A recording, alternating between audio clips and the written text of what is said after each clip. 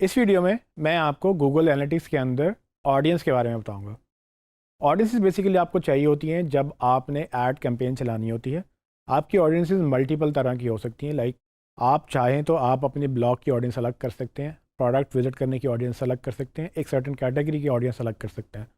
जब आप audiences build करते हैं तो आपके पास ये अपॉर्चुनिटी होती है कि आप उसको गूगल एड्स में उसको यूटिलाइज़ करें। उसकी बेस पे आप उनको टारगेटिंग और एक्सक्लूजन दोनों में डाल सकते हैं। यानी कि आप चाहते हैं कि जिन्होंने एक सर्टेन तरह की प्रोडक्ट्स देखी हैं उनको आप नेगेटिव में डाल दें, और आप जिन्होंने एक सर्टेन तरह की प्रोडक्ट्स नहीं देखी वो आप पॉजिटिव में डाल के उनको कैंपेन चला दें। इससे फ़ायदा ये होता है कि आप जब ऑडियंसेस बिल्ड करते हैं तो आपके पास गूगल एड्स में ये ऑप्शन होती है कि किसको क्या दिखाना और क्या नहीं दिखाना।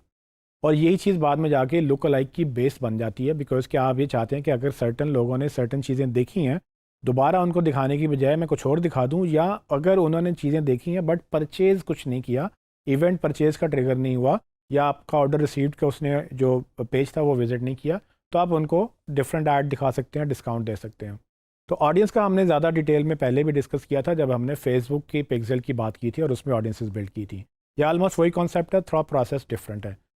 तो आइए चलते हैं स्क्रीन की तरफ। ऑडियंसेस क्रिएट करने के लिए आप गूगल एनालिटिक्स में कॉन्फ़िगर के अंदर ऑडियंसेस के टैब पे आएंगे जो कि इवेंट्स और कन्वर्जेंस के नीचे है। जब आप ऑडियंसेस पे आएंगे तो आप यहाँ देखेंगे कि एक ऑडियंस ऑल यूज़र्स की बाय डिफ़ॉल्ट क्रिएट होती है, और परचेजेस की ऑडियंस भी जो पहले से इवेंट क्रिएटेड होता है उसकी भी एक ऑडियंस पहले से बिल्ड है। और इसमें वो यूज़र्स बता रहा है कि लेस देन 10 है, यानी कि अभी सर्टेन नंबर ऑफ़ जो यूज़र्स हैं उसमें नज़र नहीं आ रहे, तो डेटा थ्रेशोल्ड कम है इसलिए डेटा नहीं दिखा रहा। ऑडियंस बिल्ड करने के लिए ये डिफ़ॉल्ट तो ऑडियंसेस रहेंगी, लेकिन लेस से अगर मैं चाहता हूँ कि मेरी वेबसाइट के ऊपर अगर ऑर्डर रिसीव्ड की ऑडियंस है या जो कार्ट वाली ऑडियंस है जिसने कार्ट का पेज विज़िट किया और उसके बाद चेकआउट पे नहीं गया, या चेकआउट का पेज विज़िट करके आगे पेमेंट डिटेल फिल नहीं की और उसके बाद ऑर्डर प्लेस नहीं किया, तो ये कॉम्बिनेशन आप इसमें बिल्ड कर सकते हैं और इसके बाद में हम डिफरेंट तरह से उसको ऐड में यूज़ कर सकते हैं। और सिर्फ यही नहीं, आप ये भी कर सकते हैं कि आप अपने होम पेज के ऊपर, प्रोडक्ट पेज के ऊपर, या आप समझते हैं कि जितने आपके प्रोडक्ट के पेजेस हैं जिसमें स्लैश प्रोडक्ट आ रहा है, आप चाहें तो पूरी प्रोडक्ट के जो भी पेजेस विजिट हो रहे हैं उसको आप ऑडियंस के अंदर बिल्ड कर सकते हैं, उनके बाद मल्टीपल कॉम्बिनेशन भी कर सकते हैं।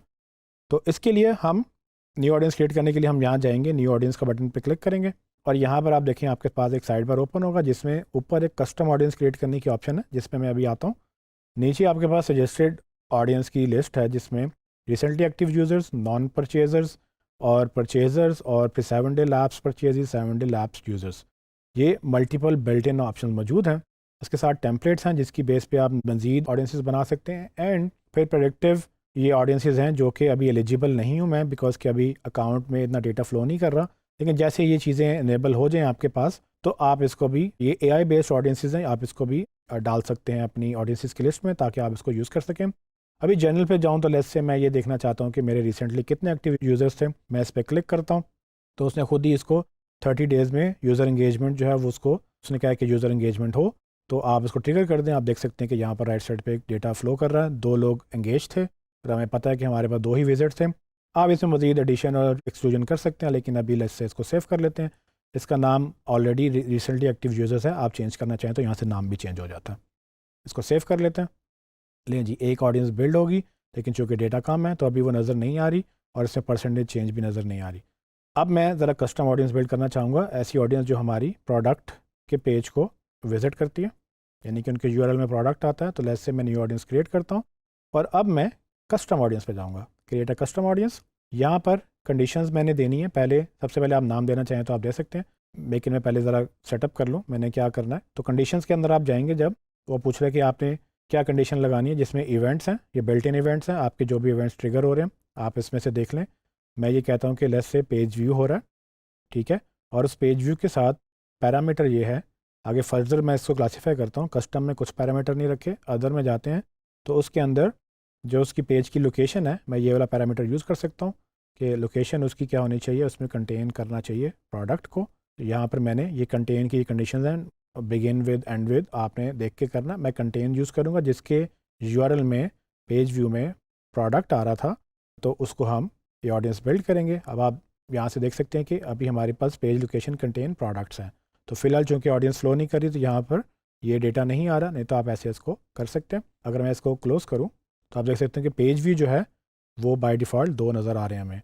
सो आप ये इसको ऐसे इनेबल कर लेंगे। लेकिन आप अगर साथ ये चाहेंगे कि वो लोग जो प्रोडक्ट के पेज पे आ रहे हैं उनको ऐड दिखे, लेकिन हो सकता है उन्होंने आपसे ख़रीद भी लिया हो, तो जब उन्होंने आपसे ख़रीद लिया तो फिर आप उनको ऐड क्यों दिखाएंगे? तो मैं ये करूँगा कि वो लोग जो मेरे प्रोडक्ट के पेज पे आए लेकिन अगर उन्होंने ख़रीद लिया तो उनको एक्सक्लूड भी मैं कर सकता हूँ। तो यहाँ पर मैं ऐड ग्रुप टू एक्सक्लूड यहाँ क्लिक करूँगा और अब एक्सक्लूजन की कंडीशन में दे सकता हूँ कि जी एक्सक्लूड कर लें किन लोगों को। डिफ़ॉल्ट इवेंट में अगर आपके पास परचेज़ का इवेंट आ रहा है तो आप परचेज़ का सिलेक्ट कर सकते हैं, नहीं तो आपके पास एक और ऑप्शन भी है। लेफ्ट साइड पे जाएं तो यहाँ पर आप देखें डेमोग्राफिक्स में आप एज, जेंडर वगैरह सब चीज़ें चूज़ कर सकते हैं। तो आप ये पॉजिटिव और नेगेटिव में आप सेम डायमेंशंस आपको नजर आएंगे, आप सब सेम यूज़ कर सकते हैं। इसमें लेट्स से मैं ये कहता हूँ कि जी मेरा इवेंट जो है, पहले इवेंट्स था ऊपर जो बाय डिफ़ॉल्ट था, इधर मैं इवेंट पे जाता हूँ तो कह रहा है कि कन्वर्जन इवेंट है। मैं कहता हूँ जी यस, कन्वर्जन इवेंट मैंने पिक करना है। वो पूछेगा कौन सा, ऐड फिल्टर करना है, कन्वर्जन इवेंट में क्या कंटेन करना चाहिए उसके नाम में। अगर लेट्स से अभी मैंने सेलेक्ट किया तो अभी कुछ सेट नहीं है। लेट्स से अगर मैं परचेज़ सेलेक्ट करता हूँ तो कन्वर्जन इवेंट में मैं बता सकता हूँ कि उसका कन्वर्जन इवेंट परचेज़ हो, ठीक है। चूँकि अभी लिस्ट में नहीं आ रहा था तो हमने ये किया, लेकिन एक तरीका तो ये है कि मैंने जिसने परचेज़ किया और मैं और की कंडीशन भी दे सकता हूँ, या फिर वो हमारे पास लिंक में जाएं तो उसका लिंक यूआरएल हमारे पास क्या हो कि लिंक यूआरएल में कंटेन करता हो आपका ये चेकआउट का ऑर्डर रिसीव्ड का यूआरएल। इसको यहाँ से कॉपी करेंगे हम और यहाँ पर पेस्ट कर देंगे, यानी कि या तो परचेज़ का इवेंट ट्रिगर हो जाए या फिर उसमें आपका ये यूआरएल मैच करता हो। दोनों सूरतों में इस ऑडियंस से वो निकल जाएगा। तो इसको हम सेव कर लेंगे। कल को जब मैं इस पे ऐड चलाऊँगा, ये अनटाइटल ऑडियंस थी, मैंने इसका नाम ही नहीं रखा। कल को जब मैं इस पे ऐड चलाऊँगा तो इसका मतलब ये होगा कि उन लोगों को ऐड दिखेगा जिन्होंने मेरे प्रोडक्ट का पेज देखा, किसी भी प्रोडक्ट का पेज देखा, लेकिन अगर उन्होंने बाय कर लिया तो वो निकल जाएंगे, जिन्होंने बाय नहीं किया वो इस ऑडियंस में रहेंगे। जी ट्रेनिस, तो आपने देखा कि किस तरह से आप ऑडियंसेस मल्टीपल कॉम्बिनेशन के साथ क्रिएट कर सकते हैं। जितनी आप ऑडियंस क्रिएट कर सकें तो उतनी आप कर लें, बिकॉज के ये आपको हेल्पफुल ही रहेंगी। अगर आपके पास ऑडियंसेस होंगी नहीं, उसमें डेटा फ्लो नहीं कर रहा होगा, तो आप उसको यूटिलाइज़ नहीं कर सकेंगे।